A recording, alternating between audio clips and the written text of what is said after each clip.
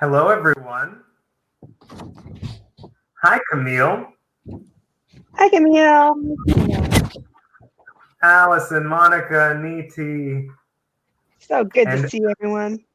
Sumi, and I know Arnon's here. Wonderful.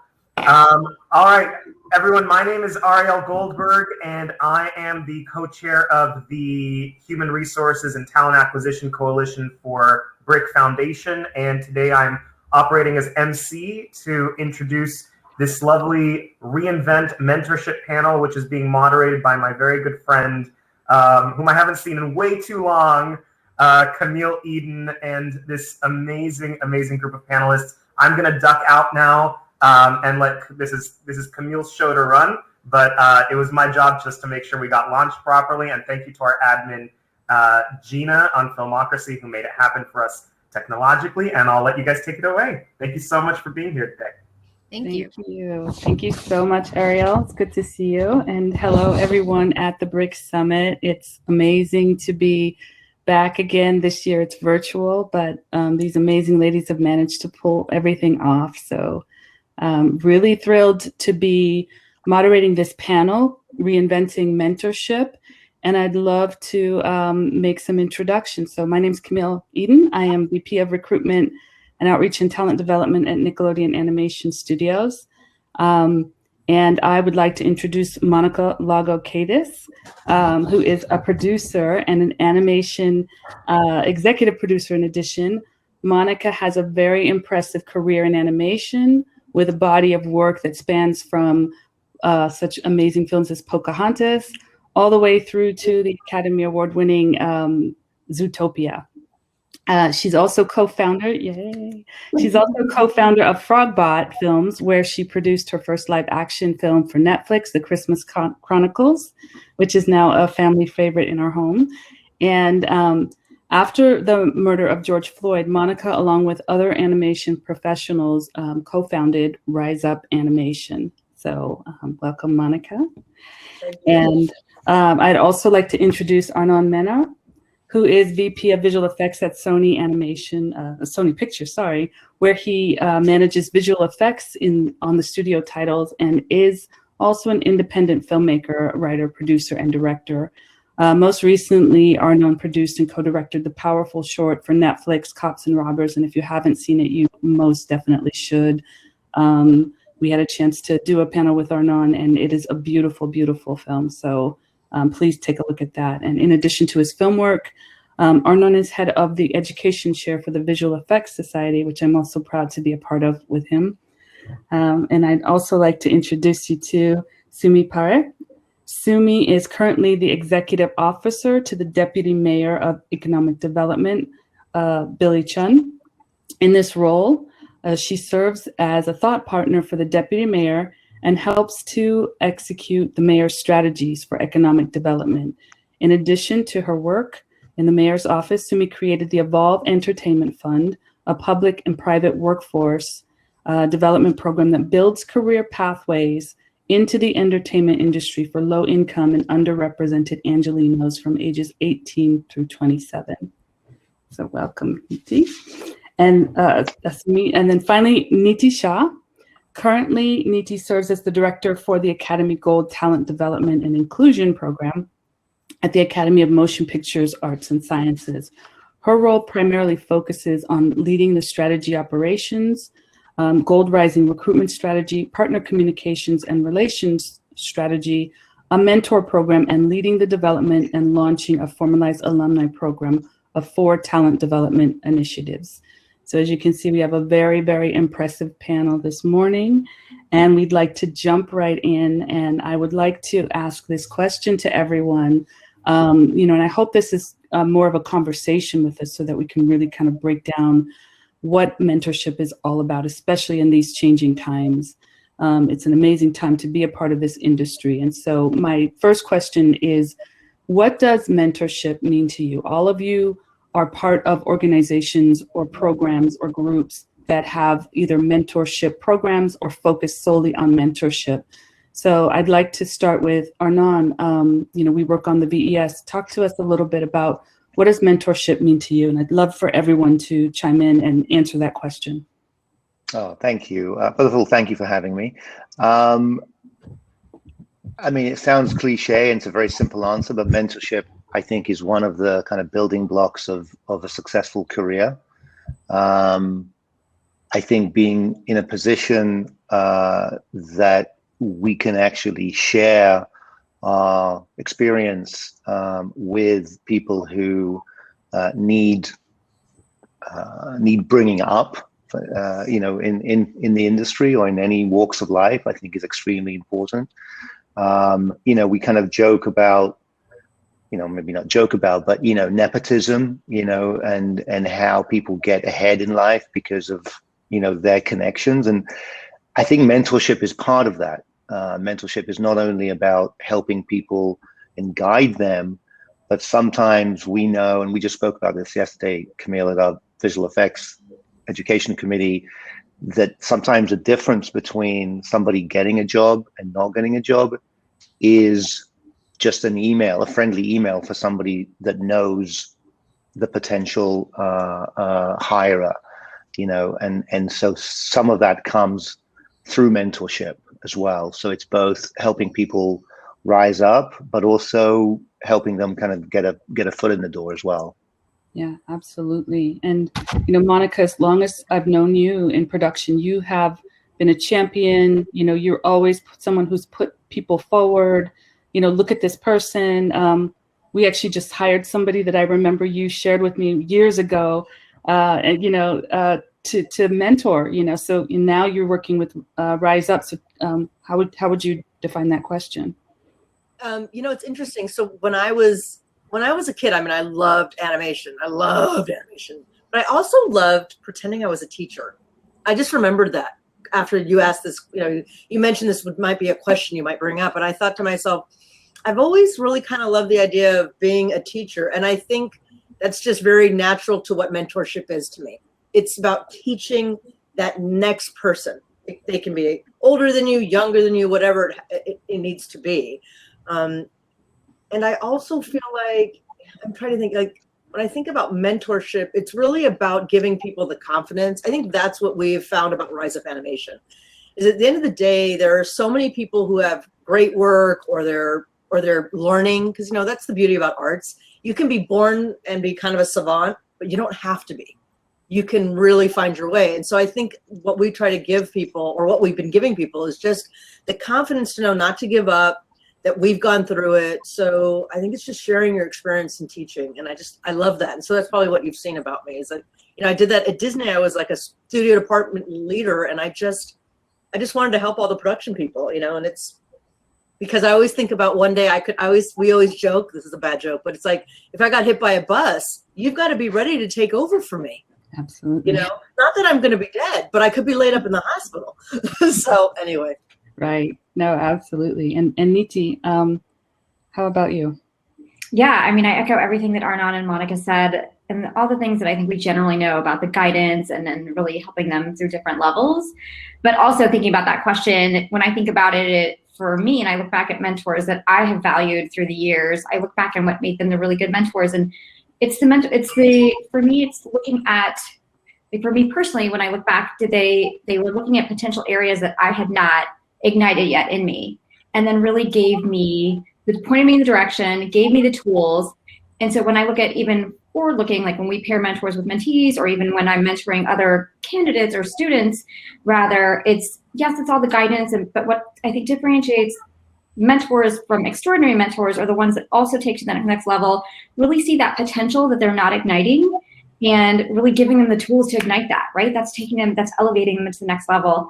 And that's, I think, what really makes that connection and those relationships stay for a long time. And you see that success blossom. Yeah, absolutely. And it's all about that potential, isn't it? Like really trying to tap into that potential and expose that. And Sumi, would love to hear your thoughts. Yeah, I think for me, with the Evolve Entertainment Fund, we've had our mentorship program going since 2018, and we really work with low-income young Angelenos, like Camille said, ages 18 to 27, that have been born and raised in Hollywood, but have never had the access to it. So it's sitting in their backyard, but they've never had the proper foot in the door to really know the people that are part of that network. So what we've done with this mentorship program is, I think for me personally, it's less about the mentee because we're connecting the mentee to this mentor and having that person, realize his or her full potential, create a safe space for them to talk about their concerns about breaking into the entertainment industry. But it's actually the mentors that we've worked with. It's also an opportunity for them to learn about those marginalized communities. And I think that's, out of everything, for these last 3 years that we've worked on this program, that's the biggest learning that we've had is the mentors come back to us each year. And they're like, even though we know we helped a student, we learned so much about this community that we didn't know about that's sitting right across the street from our studio or right next door to the company that I work at. So I think for me, the mentorship is actually about, expanding the capabilities of what a mentor can do and really understand within the marginalized communities that are suffering and struggling to get into this industry. Yeah, it's really amazing, absolutely, because we're in LA, right? We've got all these studios like around us, and yet we have people right next to them that don't have access into the door. They don't even know it's a possibility for so many people. I am that. I was born, I'm an Angelino. I was born in Hollywood and LA, and I had no idea that this could be a career. So I applaud you. Yeah, just to add very quickly to that one, another thought that is significant about mentorship, I think, especially when somebody is young or trying to get into the industry, or even somebody that's already in the industry, it can be very lonely, I think, to try and navigate your own career path. And sometimes you don't get the job that you want, or you're not progressing in the way that you want. And I think having a mentor that can, it's kind of like the big brother and big sister type thing, just to even sometimes just to be a lending hand or to hear out someone's frustrations at how their career is going or where they want to go. So I think that's also part of it, is just being, a guide and a friend, because it is sometimes brutal when you're trying to make a career for yourself and it doesn't necessarily go the way that you want or not as fast as you want. So that, I think, is also a very important part of it. Absolutely. And you don't always, I didn't really have a mentor. I didn't have that. And you don't have to ask for someone to mentor you. But when you go to them and you ask them questions, you can tell if they're receptive and it's going to kind of continue. And I would have to say that I didn't really have that in my career. I mean, at some point, you then look to the closest people, the producer who I was working under, you're trying to emulate. But at the end of the day, if they're not willing to tell you how you need to be in order to succeed in that one place, then they're not really mentoring you, because a lot of the times especially with production management people, this is not, artists, you can talk about their art, but with production people or management, right, it's all about your performance, your personality. And some people are like, look at that as like, that's taboo. We don't talk about that. We can't comment on that. That's just who you are. The truth is who we are and our personality traits are one thing. It's how they manifest. And someone can absolutely help you with that without saying, oh, I don't want to change you. And I got a lot of that. I don't want to change you. And it's like, well, I wish you had. Sorry. No, we don't want them to change you, Monica. I mean, it's really, it's about like access and accessibility, it's like both ends of it, and it's being there. And, we have 4 different, again, in the beginning, each of you are tied to a very different program and a very different organization. But, what's unique about your organization or your program? What is it that you're doing that is different? That we, to your point, Monica, we didn't have a lot of programs like this when we came up. So, what is different? Niti, if you can kick us off, like what's different about your program? Oh. I think she might be. Oh, there we go. We got you. There you are. Did you land on me? I don't know where I cut off. You did. Okay, perfect. I'll start. My screen went blank, so I was like, oh no, I don't know what's happening. But I think I caught the first part about what differentiates our program. Yeah, I'll tell everyone a little bit more about it. It's fairly new. I mean, we're going into our 5th year. But Academy Gold comprises of 4 talent development and inclusion initiatives under the Academy Motion Picture Arts and Sciences umbrella. So we've got Student Academy Awards, we've got Nickel Fellowships, we've got a Women's Fellowship, and then the program that I co-lead is our Gold Rising program, which is an internship enhancement program. Similar, Sumi and I actually partner quite a bit, So she knows all of this already. But for everyone in the audience, I think one of the things that differentiates is we really, we're looking in ways to move the needle. So we partner with, all the production companies and the studios and entertainment media companies in the industry to really help bring in that, look at that, the next generation, right? And so each year we bring in about 100 students, and we really target underrepresented populations and communities, to what Sumi was talking about as well, to really, again, our main goal is to give them that access and that opportunity.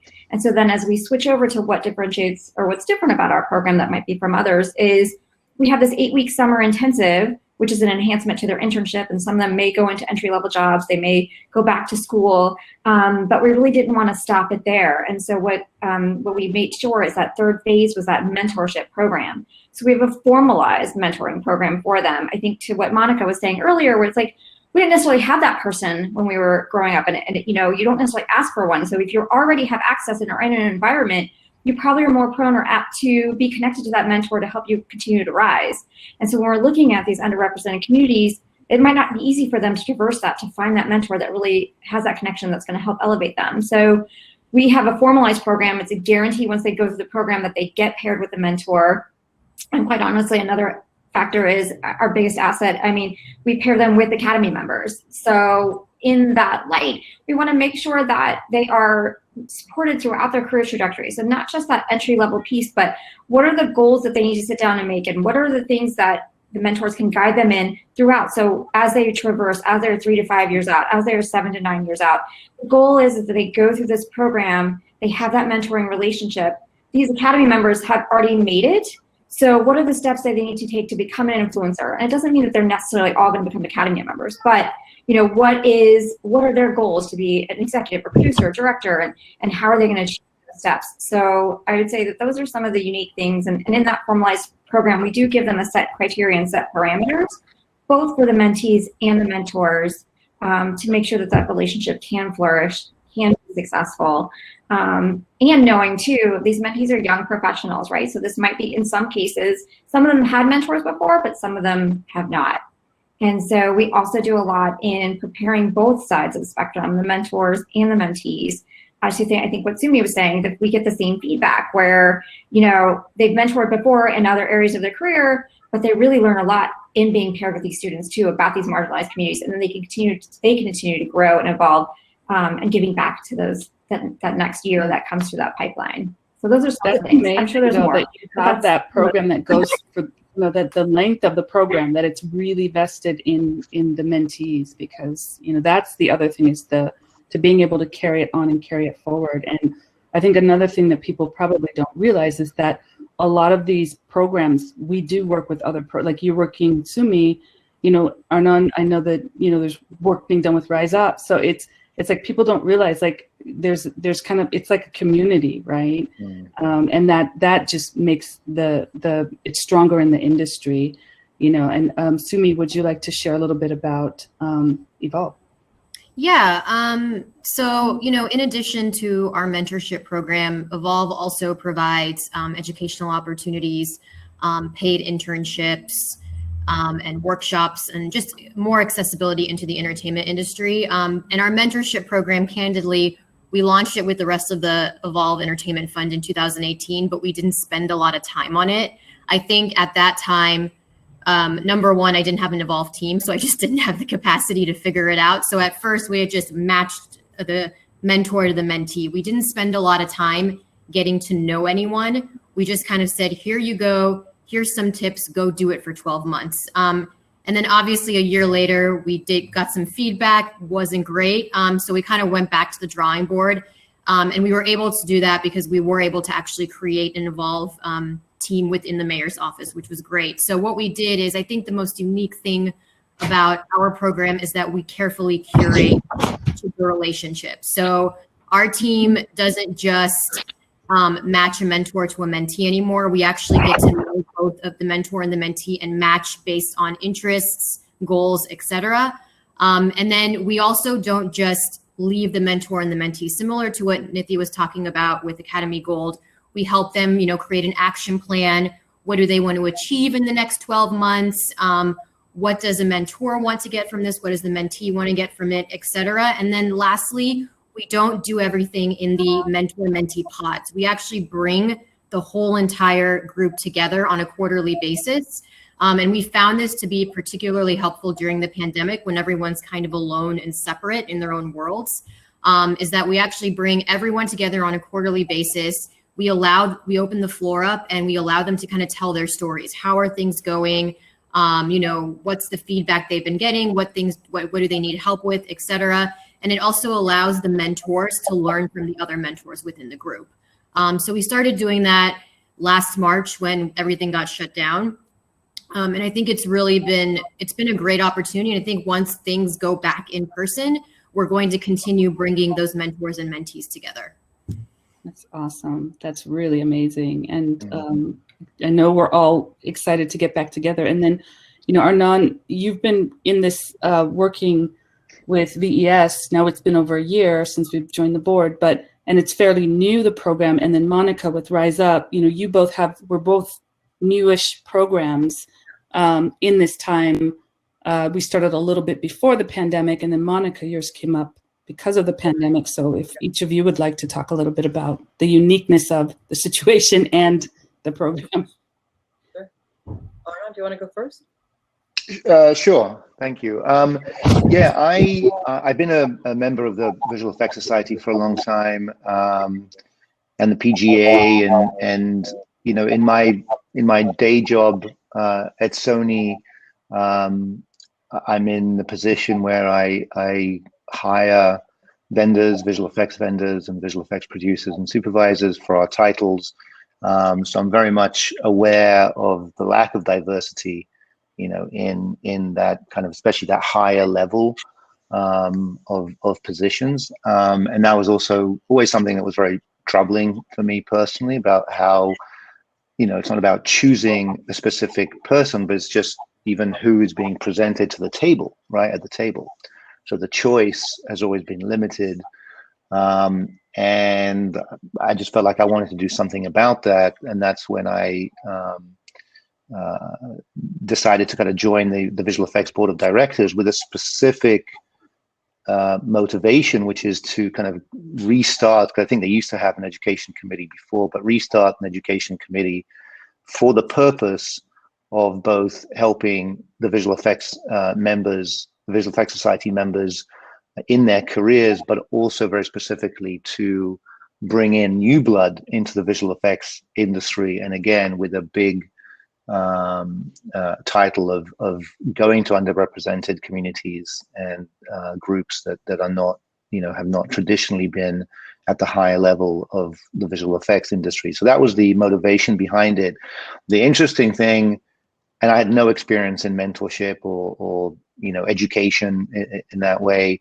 The interesting thing is immediately we found out, Camille, thank you for being part of that, is actually the organizations that already existed and are doing that same thing. And so a big part of what we've been doing this past year is actually connecting with those organizations like Access VFX, Rise Up Animation, Women in Animation, now the Brick Foundation.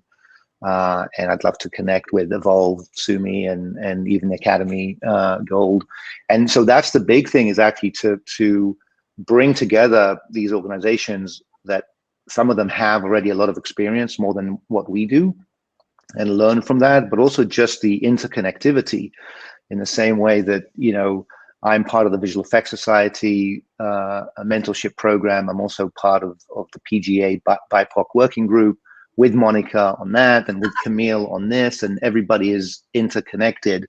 So I think there's a core group of very dedicated people in the industry, and we all seem to overlap with the same objective. So a big part of what we're doing at the Visual Effects Society is actually just connecting with these organizations to see how can we help, because we have about, I want to say something like 4,500 members in the Visual Effects Society worldwide, in all the visual effects professions, from producing, coordination, art, games, animation, effects, what have you. And we can certainly, our objective is to help our internal membership, but also very much about going outside of that. One of the programs that we are doing, just for everybody to know, is outreach actually to schools and colleges. Because one of the things that we realized is that people, and that kind of goes to what you were saying, Sumi, specifically about people don't know what the visual effects industry really is. And I say this kind of jokingly, but people think visual effects and they think of two things. One, you're either animating Spider-Man, or you're blowing up buildings like, San Andreas or something. And the reality is there's a whole other world of professions within visual effects. So it doesn't necessarily mean that you have to be just an animator or just a creative person to enter visual effects. And so a lot of it is actually demystifying that and planting a seed in kids. And one of the things that I learned personally is that actually talking to a lot of schools and educators is going as young as middle school. So we've started, we're starting a program with Palms Middle School in LA to help their, they have a magnet program there for arts and communication. But it's ingraining the kids at that early age, the kids and the and parents as well. Camille, you spoke about that yesterday, about the possibility of a career in visual effects. Yeah. So that's kind of what we're doing at the Visual Effects Society. I love you. Just literally, said what I've always wanted to do, which was go into schools. And Camille knows this because when we were at Disney together, this was not necessarily her thing to wrangle. So if it had been, it would have happened. I know that. But there were a few of us, because I'm Hispanic and Jewish, and there was, there's not many, there weren't at the time, there were very few Black people in Disney. So we wanted to go in together to schools. And also like 6th grade, like the end of elementary school, junior high, and also of course high school. But by the time you get to that point, sometimes people have already decided kind of what they want to do. So we definitely wanted to get in early. And what I love about Rise Up Animation is that we're able to do that now. I'm able to do that. And so Rise Up Animation started in June of 2020. So we're really young. In fact, we became a nonprofit just in November. So really, it's pretty amazing. And I know, thank you, right? And I was not a part of it I was a part of it from the beginning, but I wasn't one of the founders. So it was not my idea. It was absolutely my co-founders, Trent, Bobby, and Frank. The three of them were thinking, clearly there was not just George Floyd being murdered, but that was the catalyst, and many other things. And you wanted to go out and march, but with COVID, you couldn't. And we were giving money, but it was like, what more could we do? And that was really what sparked it. And the guys were like, you know what? We could do portfolio feedback sessions, because a lot of the kids are getting their portfolios ready and they want to be showing them at CTN and Lightbox and all these different events, but those events weren't happening live and it just wasn't as easy. So that was the premise, and that's what they started within, I think, a couple weeks. And I volunteered from the moment I heard about it. And I was coming from it of just kind of like Arnon said, there are more than just artists in these fields in animation. There's technology and production management and HR. So many management positions as well. So we changed it from portfolio reviews to feedback sessions. And so what we provide, which I think is different. So when, Camille always talks about kind of what's going on with mentoring now, the way we do it is a little bit different. We basically provide, you have to be 18 years or older. You have to be BIPOC, so Black, Indigenous, person of color. You can be mixed race, as I am, but you have to be able to check one of those boxes. And then you are entitled to a 1-hour session with an industry professional, and it's in over 25 disciplines. You can just sign up for general industry advice. You might just be curious about animation. You may have kind of heard of it. Or you could be interested in voiceover or what have you. So basically at the end of the month, we open up our forum, people sign up, and for the next month, all of our mentors, basically like hungry people, go at the list, and we choose our mentees. And then the mentees have the ability to get that feedback, that the information, and they can come back 60 days later and sign up again with someone else. So we don't necessarily do a long program of like ongoing, unless the mentor wants to. So for example, any mentee that's gotten me, they can always email, and they're my mentees. So I have over 100, and you know, they don't all contact me at once, but they do, and we do mock sessions. I look at their pitches. It's amazing. So I think what we provide is kind of a fast turnaround with people, and you can get more just different points of view and learn from different industry professionals. So it's you know, but again, each mentor gets to decide. And so I think a lot of them end up doing more long-term with their mentees, because you want to see these people, and we do it internationally. So we take people from all over the world, and you just want to see their career trajectory. So why would you not want to like hear back, right? So that's what Rise Up is. And we do panels, and we do outreach, like I talked about at the beginning, going into schools. But the other thing that we do, and Camille knows, is that we work with other studios, and we pair up, and we do things like we did a Nickelodeon Rise Up Animation Summit. That was a week. It was amazing. I think we had over 400 people attend, and it was phenomenal. And we're going to do that yearly. So yeah, we are. Come on, we just launched something. So, you know, and that leads to my next question, which is, you know, and anybody feel free to chime in on this.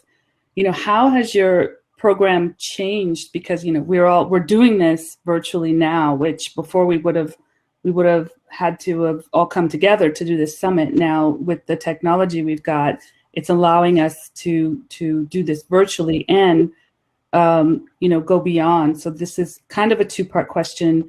The first part being, how has your program changed during the pandemic? And then because of the pandemic, borders are no longer an issue. So with everybody commuting and communicating and working virtually, you know, does your program have a broader reach beyond where, you know, you were initially launched from? So whoever wants to jump in and take that one. Okay. So, okay, yeah, so I think, yes, so many things to say to this. We did have an opportunity to pivot, obviously a year ago, just right around this time, which is scary to think about. You know, when it was all happening, you know, for us, we've got this formalized program, but when it was happening, we were like, okay, well, let's utilize these resources that we have, and what can we do to pivot to really service the young professionals without having to wait, you know, because we were all in this wait and see period, right, in the spring. And so, but then what we saw is our mentors were also, you know, all these executives and producers and writers and directors and, you know, visual effects and cinematographers, and everyone was also in this a little bit in this wait and see. And so they also had that time. And so we really leveraged the opportunity of the time, and they were outpouring with wanting to help. And so one way we pivoted is we made kind of an informal adjunct mentoring opportunity for all of our young professionals, but all of our alumni from our Academy Gold TD&I programs. So for those that were, you know, many students were graduating that year, didn't know where they were going to go or what they were going to do because there was so much uncertainty, and just alumni that had lost their jobs and been furloughed. So, you know, we really wanted to react fast to really support that, to make sure that momentum wasn't lost. And so we pivoted and made an opportunity where we were informally, not pairing them for months at a time, but offering them a time to connect virtually, whether it be a mini workshop specifically for editors or a one-on-one for someone who was interested in sci-tech. So we really just leveraged that opportunity from last probably March, April through even today. And it's something I think has gone so well and really helped a lot of young professionals and the mentors themselves who might not have time in a normal year to do that. It opened up an opportunity of like, okay, how do we sustain this model? Because there's a win-win on both ends. And so that was one way. And then I think to the second part of your question, Camille, around, you know, now that the borders have opened, we've seen, again, a lot more engagement in some of our programming, our educational initiatives. We can get a broader reach, right? People that are not in LA can attend these who couldn't attend them before the pandemic. So there's that opportunity, as well as, well, there was one other thing that had changed for us too. Oh, and then also in our formal mentoring program, we're seeing that our mentors and mentees are pivoting, but especially our mentors, where just because it's virtual, we're actually seeing an elevated level of action happening in the mentorship. So it's not just these conversations, but there's action happening where they're like, okay, we can't meet in person, but you can watch a film and you can give me a review. And as a director, I'm going to give you feedback on, you know, what your thoughts were or what you might have done differently if you were directing that film, as an example. And so, or we even have someone in sound effects who is like, who has given their mentee a project where it's like, okay, you're at home, you're watching all the streaming movies and television. Here's an assignment. Here's something that we had created and produced and that was on air last week. Take a look at it. How would you have edited the sound and the music on that? And then come back to us. And then they're actually being able to assess that talent. And also, thirdly, lastly, they're able to bring in more colleagues of theirs in the virtual room that might not have been able to connect with that person, that mentee in person. And so we've seen a lot of engagement through our mentoring, informal and formal programs, where it could be a director producer or an executive that's bringing in other colleagues. So that mentee is getting 3 times or 4 times the mentoring and the networking opportunity within this hour time frame, and in some cases may not have gotten it all. So we found really, really positive results from the virtual mentoring opportunity, and we've really, really kind of launched it, taking advantage of it. We're really excited. This pandemic has been a great disruption, right? It's the disruptor of time. But from that chaotic that happened, it's allowing us to Hey, Camille, can you hear me? Yeah, you're breaking up a lot, so we can't hear anything you're saying. I'm sorry. No, well, what about disruption? Can you hear me now? It's garbled and we can't see you. You might want to come out and come back in. And maybe Arnon or Sumi wants to take. Yeah, I can chime in really fast. So I think for Evolve, there's been some advantages and obviously disadvantages due to the pandemic. As I mentioned earlier, all of our students are very low income. Most of them, in addition to doing an Evolve paid internship with us, they're also juggling school and another job because all of them are supporting their families. So I think during the beginning of Evolve, when, initially everything during the beginning of the pandemic, when everything shut down in March, it really wasn't about the mentorship helping the student with just how to break in the entertainment industry. It was more about helping the students get the aid that they needed to survive during the pandemic. So, working for the city of LA, our office kind of stepped up too in a very different way, where we just provided aid to these students. So a lot of them got laid off from their jobs. A lot of them worked either in the restaurant industry on the side or in retail. And when things were really, really shut down towards the beginning, most of them got furloughed or laid off. So, they had their paid internship with us, but they still needed more money. So what we did, and what our mentors did too, is they actually connected them or provided aid directly to them via their companies. So we actually had quite a few of our mentors step up and either, provide them some sort of stipend. And, you guys, during the pandemic, a lot of Hollywood companies stepped up and donated to various different causes. And a lot of them donated directly to Evolve to help our students. We also connected our students to food aid. Food insecurity went up a lot during Evolve. A lot of our students struggled with just getting food day to day. So we connected them to those right resources. The mentors did the same thing. And then lastly, the digital divide was also a problem. So all of our students usually got their internet through the schools that they were going to, but all of that was lost when everything was shut down. So we also partnered with a lot of the companies that work in our mentorship program and actually created and bought digital hotspots near all of our students' homes. So a lot of different, it wasn't really about the entertainment industry necessarily, but our mentors, surprisingly, I didn't expect that because everyone's kind of struggling in their own way trying to get through this, but they stepped up in such a big way and actually helped our students get through this pandemic. And a lot of the companies also had to shut down their internship programs during the pandemic. But some of these mentors kept it going with their students. They offered them internships just for themselves. And we're just creating this whole program for these students to kind of thrive and continue during a pandemic, which is going to put them even further behind than they already were after everything is up and running again. That's amazing. Can you hear me now? Am I good? Yes. Okay, great. Arnon, sorry, you were going to say something. No, unless you wanted to chime in, Camille. Oh, no, go for it. No, I was going to say that for us, and I think everything, that Nidhi and Sumi, you guys said kind of applies to us, where the visual effects mentoring program is relatively new. We started officially in January last year. And then, of course, as we got going, the pandemic hit and we kind of took a break until everybody realized how we're going to deal with that. But the big thing that we've seen is actually, especially in the visual effects and animation industry as a whole, I think I can speak for the visual effects industry specifically, rallied extremely quickly at the beginning of the pandemic to work remotely and kind of sustain post-production for a lot of the Hollywood productions that were in post-production.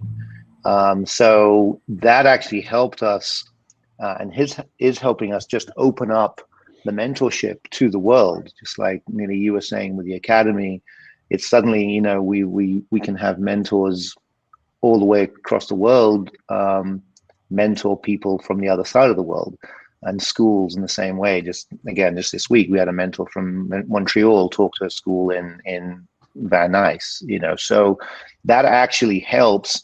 And it's also easier, I think, on the mentorship side, just from a time aspect. You know, a lot of the time that sometimes was taking by driving from place A to B or waiting, I think the Zoom calls and the ability to get online, you know, a minute before your a meeting, just helps mitigate some of the issues of people's availability. So I think that actually what we learned through the pandemic, the positive side of the pandemic, was that we have the ability to work really efficiently remotely from people across the world. So that was a big part of it. One of the things that is interesting, and that speaks to you, to the point that you made, Sumi, about access, specifically kids or people that are on the, so say, socioeconomic, you know, the lower level of the socioeconomic barriers, and their access to computers. One thing that I've learned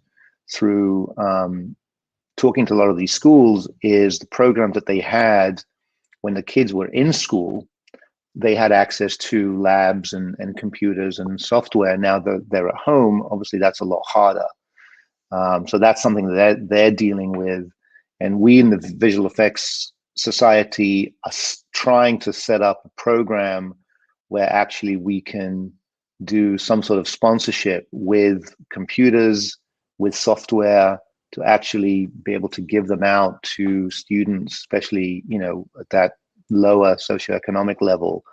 And Wi-Fi is a really good example. You know, you can't be doing this if you don't have access to good Wi-Fi. And a lot of us at this level take that for granted. So that's also kind of a learning curve for us to realize that we should not take that for granted, especially if we're wanting to open up the doors to kind of a much wider audience of new blood, you know, and new people in our industry. So that's something that we are working on as well. Yeah, I'm glad you mentioned that, because, you know, Rise Up Animation, we are new, like really young, and we're just getting our website kind of put together. We've been doing everything off of Instagram, so please find us there. But know that we are also going to be moving into scholarships and fundraising, and one of the avenues that people have contacted us about is about donating older equipment. And so we are going to be, at some point, we will be taking that, and, you know, they have to be working and finding ways to give them to people who need them all over the world. So fingers crossed that comes to fruition, everyone. That's so cool. And I think, you know, I was saying when I was broken up earlier, is that this pandemic has been a great disruption. And from that disruption, it's created so much change, you know, and we're in this industry able to see a lot of that change happen. And you know, my hope is that when this is over, we are able to keep some of these things that we've moved forward, and those the borders and the wall, you know, time zones, you know, we can work beyond that and reach out to even more people. And I think before we go into Q&A, I have one last question. So anybody feel free, you know, some of you have answered it, but my last question before we jump over to Q&A is, you know, what do you think, in addition to the work you're already doing, we can do to reinvent mentorship? You know, how do we take this and plus it?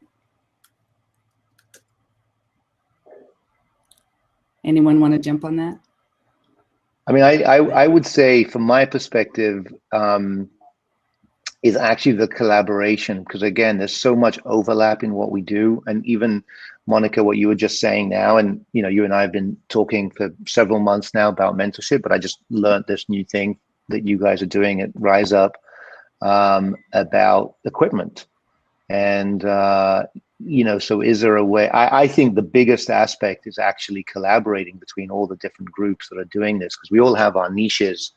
But the objective is all the same. And actually, I think coming together and realizing, again, just take the example of hardware or software or resources.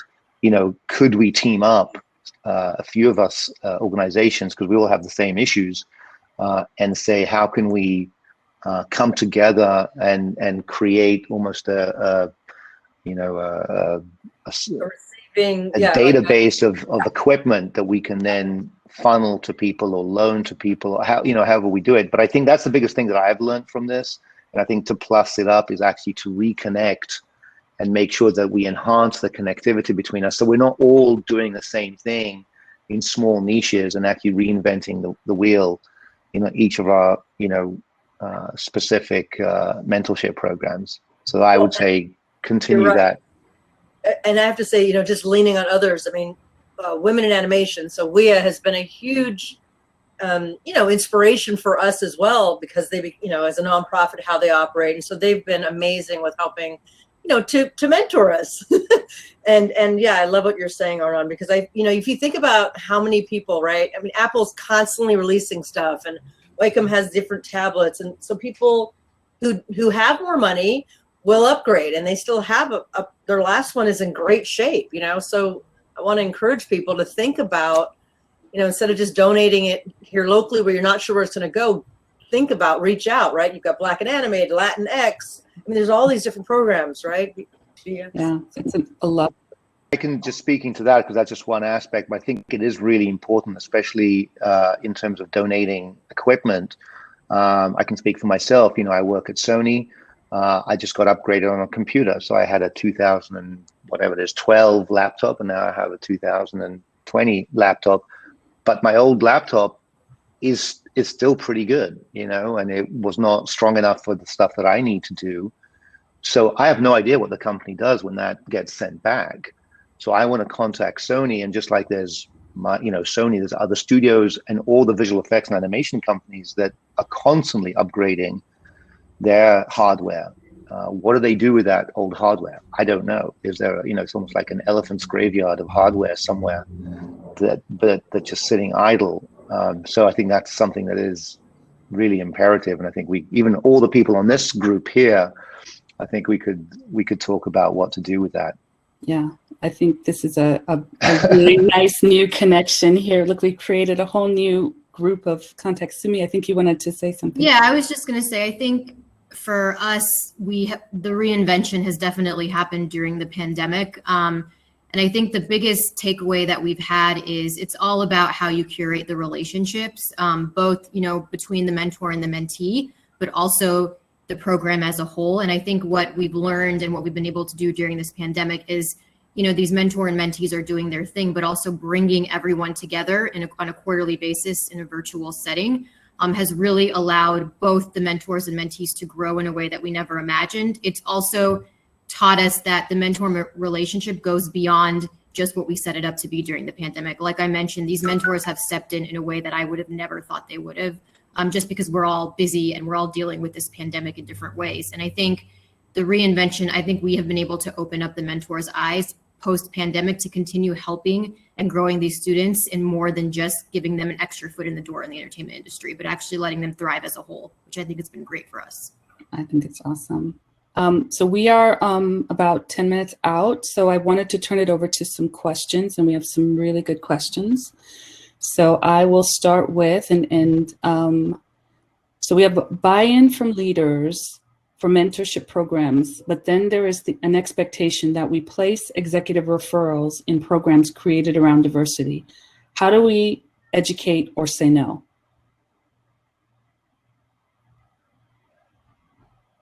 Who wants to take it? Understand the question specifically. I think what they're trying to say, I think what they're trying to say is when you have a program and you have an executive who says, I want you to put my referral into this fund. Oh, How do you say no or educate? that's a fine line, right? Because you have to be, depending on who that executive is, if it means you're going to lose your job, so you have to decide, right, which battles you're going to go for. Because if you losing your job is going to actually hurt helping more people, that's not necessarily the right way to go. I think it's always you try to be as politically correct as possible. And, what I have done in situations where people were pushing that type of thing is I meet with the individual and talk with them. And I'm very candid about the fact that, like, look, because sometimes that's all the executive wants is to be able to, do a courtesy. So, but I think you can say no. You just have to say no in a very, depending on who the individual is. Agreed. Yeah. And it's also That's a my moment to, sorry, Niti. No, go ahead. I was going to say it's also a moment to educate, actually, of why you are going for this person, right? And why it's important to look at inclusive hiring and inclusive hiring practices. Sorry, Niti, go ahead. Same thing. Agree with Monica said. I think what we try to aim for is like, it's not necessarily like you don't have to think about like saying no or yes, but for anyone, whether it's an executive or a peer or staff member or someone from external, I think for all of us in the room, I think that's a great question. It's like, and so for us, we try to be a little preventative but prior to that happening, like we know that's going to happen every year. So really kind of setting up those parameters and criteria and almost, it is that fine line to what Monica said, where it's like, we're trying to be more inclusive and broaden our reach. But we still do get great referrals. Yeah. So we don't want to like automatically say no. We don't want to automatically say yes. We set those parameters up in advance. And I will let you know, we didn't have that in place after the first year, but when we started to realize that, we're like, okay, how do we get ahead of this so that there is an outlet for executives and everyone to pass their referrals on? But we have it written down, like what that criteria and what those parameters are. And that way it's not as, it doesn't leave room for all that subjectivity, right? So that's one thing, that's one step. It's not 100% like amazing, but it helps us along the way. Yeah, if I just want to add to that very quickly, because I think it's actually educating the executive and educating the people who are making the decisions. I want to give an example, not that I want to, not that I'm an angel in any way, but I did have a situation come up, recently on a project where one of my producers wanted to bring in a PA who was a cousin of a friend, some sort of nepotism, right? And I looked at this person's resume and they just did not have the qualifications for that. So one of the things I said, look, I'm happy to consider that to that person, but you need to present, if we are going out and bringing in somebody completely new, who does not have the ability, and I'm all for bringing, new people into the industry, but the only way this person is coming in is because he's a family member. We can't do that. So present me 3 or 4 or 5 different options. And then if that person is the right option, great, we'll go for him. Yeah. So that's something that we need to educate other people, in the positions of power to be able to look at that and make those decisions. How to do that, I don't necessarily know, but I think that's part of it. It's not just educating downstream, but educating upstream as well. We have to, but that happens more just hiring. Oh, sorry. Go ahead, Monica. I feel like that happens more in the hiring. We're like, hey, but look at this, but not really in the mentorship programs. I mean, I'm not saying I'm 100% right on that, but so for that question, that's why I'm a little like, that's a hard question, because that was framed very much about like mentorship programs and stuff. And I do think that what I notice more happening is you're in an organization and they choose certain people to mentor because they see them as like, they fit in a box and they could end up being leadership, and they leave the rest of us minorities out. So anyway. Yeah, I was going to say, we have a few examples of that within our mentorship program, where we had a mentor who was trying to get a student an entry-level position, and through an executive at the company, it kind of got shut down. So we actually had a few instances where the mentor, and I'm not advocating this, but the mentor actually ended up setting up a lunch or a meeting between the students and the executive for them to get to know each other. And through that meeting, about half of them actually got the full-time offer. So I think the mentor, obviously you have to have the courage as a mentor to do that. But we had a couple of our mentors actually step up and do that. And in most cases, it was successful. Yeah. I mean, it's all about connections. I mean, it really is. Even if it's just, I think there's a question in here, and I'm sure Camille, maybe we won't be able to get to it because we're running out of time, but that's a very big piece of it. Go ahead. Yeah, no, I think this is absolutely great. And I think it's education on both sides. And let's see if we can get one more question in because we are almost at time, and they're all really good questions. And I'm sorry we can't get to everything. Let's see, we'll go with COVID aside, from mentorship programs, how can students meet people in the industry who could potentially be mentors, especially in these unique times? What's great about this virtual world is there are so many connection points. Do you see this continuing after we go back in office? How do we sustain this amazing work? So I'll just jump in. I really feel like there are so many avenues now for connecting with people. People are so much more open to it as well. So, whether it's LinkedIn or whatever format you're on, a lot of business people or management people tend to be on LinkedIn. A lot of artists are too these days, and just connecting with people. I know that a lot of the people see me speak. I let them connect with me so that they can then connect with other people. And I think you have to be bold. You have to not be afraid to just reach out, but do it with purpose.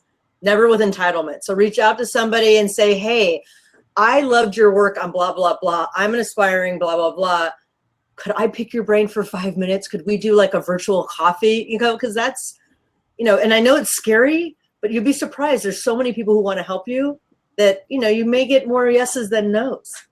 Yeah. And there's so many organizations now. Rise Up Animation, Black and Animated, Women in Animation, Latinx in Animation, on an academy, all these programs, like this is just 4 of many. Tons of panels where you're seeing people and you can reach out and say, hey, something you said at that, have something that clicks with them. That's always good. Yeah, I was going to say, reach out to one of us after this. Yeah, ask that question. Yeah. And the Brick Foundation. Yeah. I would say, and I would say that just piggyback on what Monica said, I think social media is really significant, but also be very purposeful about it. Again, you very kindly mentioned Cops and Robbers, Camille, in the beginning, which is a short film that we put together. Half of our animators on that were actually people that we found online. Different hashtags for animation and diverse animators specifically.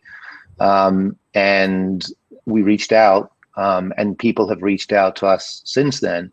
So I think that aspect is very important. And it's don't be discouraged. If you don't hear back, you might send out 10 or 20 texts or DMs, and you never know, the one that will respond is the one that's going to potentially help you and change your life. So I would say that social media and the ability to connect through that is really significant. That's amazing. And I'm so sorry, but we are at time. We could go on and on. Oh, Can I just say that whoever was asking about from the California Department of Education, please send an email to RUA at Rise Up Animation, because I'd love to chat with you about, and maybe the rest of the folks on this, we can all talk about how we can partner more to reduce the barriers with public schools, because it definitely exists. Because we were talking to Sumi about that the other day, and it all kind of goes up into, different areas. So it isn't easy for us. Thank you. And what I would like to say, first of all, I want to thank Brick for having us all, for Jill and Allison and Nicole and the entire Brick team. This has been amazing. What I would love to propose is if we can put together a list maybe of resources, because Brick is also an amazing resource that people should look into. And maybe it's something that we can put together and share. So for some of those questions we couldn't answer, but again, this has been a pleasure. It's been so great moderating, and it's been so great to be a part of this talk today. And I could go on, but we're at time, so we're actually over time. But thank you all. Thank you. And you have a great day. Thank you so much. Everybody. Thank you so much to Camille, to our panelists. This was such an incredible and inspiring talk. Just wanted to encourage all of the attendees once again to please fill out the survey that I dropped into the chat. I'm going to drop it again right now. And please, it really helps us to, hang on, let me go out of my private chat and into the general chat. 1 second. There we go. Great.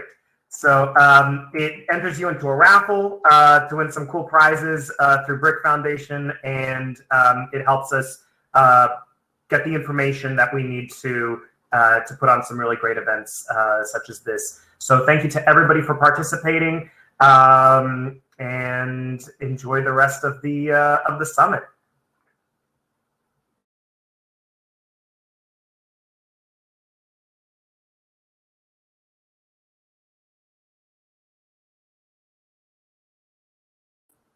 I guess I'll stay on since there are some more questions. You can fill it out. You can fill it out right now, Paula. Hi, Paula. You can fill it out now. You can fill it out later. It's a link that'll take you to a Google Sheet, and you can or Google Form, and you can just fill it out there at your convenience. It shouldn't take very long at all.